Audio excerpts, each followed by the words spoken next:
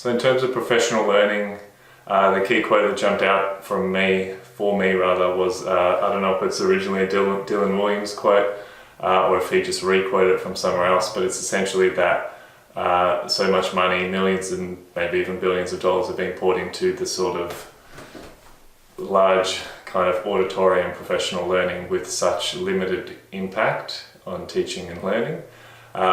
There's a bit of a question around how you measure it and so forth, but I would broadly agree with that. In a flipped system, professional learning is basically, it's a continual improvement process. It involves teachers in leadership of small groups, and people are being empowered to make their own decisions contextually and within their own context.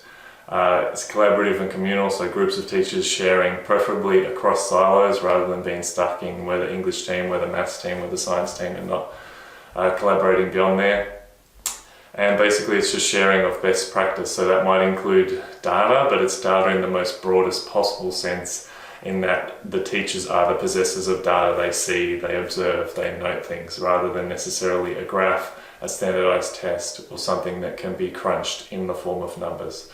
It is by and large qualitative information that's being discussed in these groups and in these professional learning communities, or whatever you choose to call them in your setting. So in terms of the authors, they describe professional learning that I would recognise as best practice through the edu-reading process.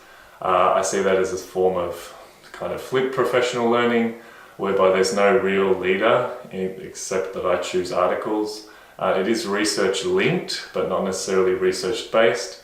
I think it's important that it's above sort of school politics, so very few of us, if any of us, are at the same setting or even necessarily in the same system. So that sort of elevates it a little bit, so you're not just bickering about, at my school we do this. It's a lot more personal and individualized, whereby you talk about your own practices rather than your school or leadership's opinions on your practices.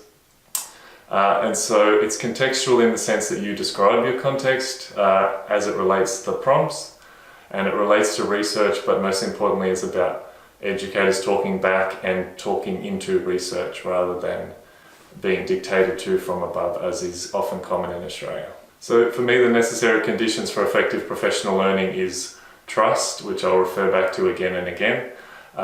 That's why I think it's most common to have professional learning at people rather than with people, simply because it's quick, it feels effective, and it feels daunting. I think to me the two dichotomies are preparing a talk is relatively easy, whereas preparing for a conversation and genuinely preparing, not just sort of turning up and winging it.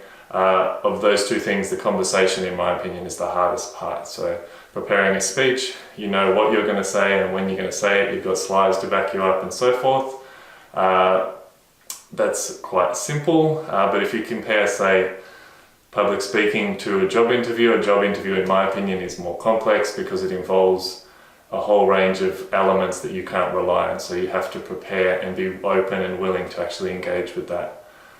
So to me, that's what professional learning is essentially. It's about having a deep quality conversation and directly engaging with your job, with your teaching, with your students, with your approaches, and sharing and contrasting and comparing those with other teachers outside of your silo or in different settings and so forth. So it's difficult, it's challenging, and it's a little bit real, which is why I think it's too often avoided.